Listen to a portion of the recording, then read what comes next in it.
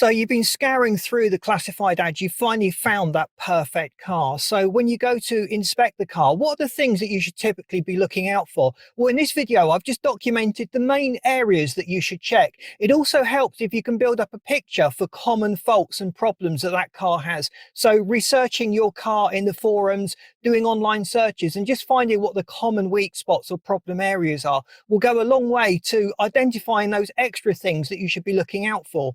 So in this video, we're going to focus on things to look for inside the car, outside the car, on the test drive and in the engine bay. And just by doing that, you can avoid serious problems and major expenditure. I myself have been caught out in the past. I bought a car without even inspecting it on trust, and there were so many faults. It cost an absolute fortune just to make the car legal to drive. So things I would have spotted, like the warped brake discs that would have evidenced themselves when I was actually testing them. The suspension components and underneath the chassis itself were just riddled with rust, and it needed extensive welding. Otherwise, it would have just broken on me and caused serious problems.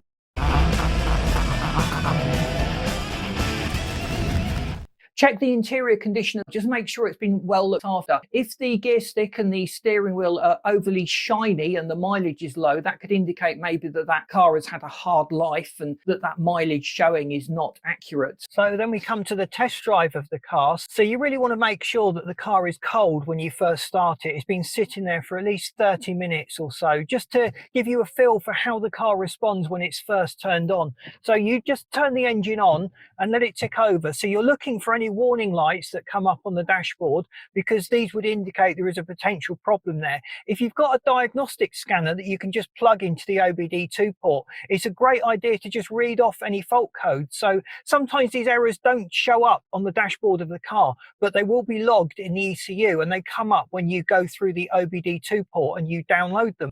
So on the actual test drive, you're just checking for abnormal sounds from the suspension. You want to note as well if the car is pulling to one side as you drive along, when you're braking or when you're accelerating. And you just want to make sure that it works well in each gear and that each of the gears is fairly easy to engage. So don't be afraid to give it some welly. Now you're looking in the rear mirror as well, just to make sure that there's no smoke coming from the back of the car. So you're looking out for blue smoke, which is a telltale sign that the engine is starting to burn oil.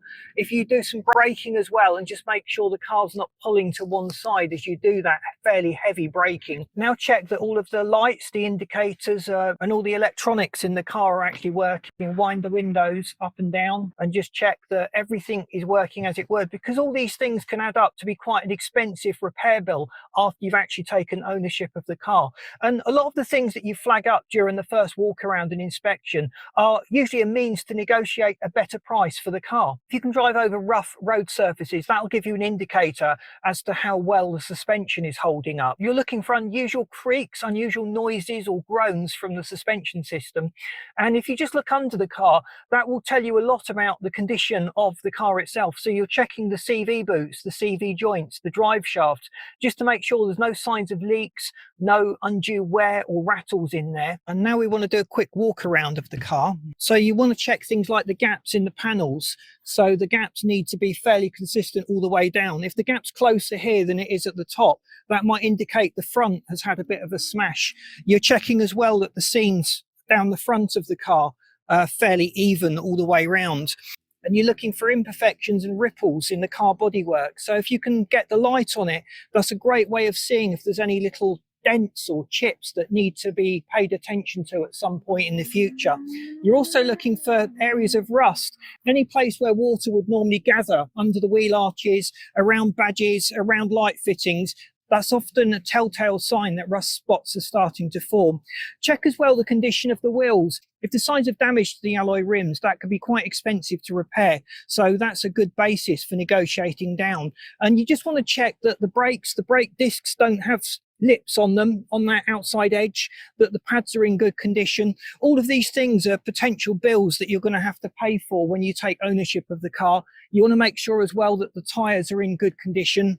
You want to check the tread depth across the tyres as well. If you notice that the tread wear is uneven, that could indicate some kind of suspension alignment issue, or just really that you need to pay attention to the tracking or the geometry of the wheels. And then just going underneath the car, that can tell you a lot. You're looking for signs of repairs along the main structural members of the car. So if there's any sign of welding there or joins, that can tell you a lot about the history of the car and what's happened to it. If you can get under the front as well, that's where you can start to check those CV joints, CV boots, drive shafts. So now it's a good idea to just inspect the engine. First of all, check that it's actually got an engine, but more importantly, check it's got the engine that you expect. It's not unknown for people to swap engines for lower power or older variants just in order to shift the car. There's also a series of checks that you should be doing in and around the engine bay. So you're checking for leaks, fuel leaks around the high pressure fuel pump, the fuel pumps near the injectors, the fuel lines themselves. You're looking for spots of oil forming on the casing of the engine, which could indicate that there is some sort of problem within the engine. If it's leaking oil and there's not a logical reason why, you can run up some fairly hefty bills. So you really want to avoid those oil leaks. Also check the fluid levels. Checking the dipstick will also show you the quality of the oil. If that oil is black and sludgy, you can assume that the car has not really been very well looked after. So you're looking for a nice, clear, clean running oil in good condition on the dipstick, and it needs to be at an appropriate level as well. If it's overfilled or underfilled, that can indicate that maybe the owner has not been that fastidious in looking after and caring for the car. Also check that the coolant levels and the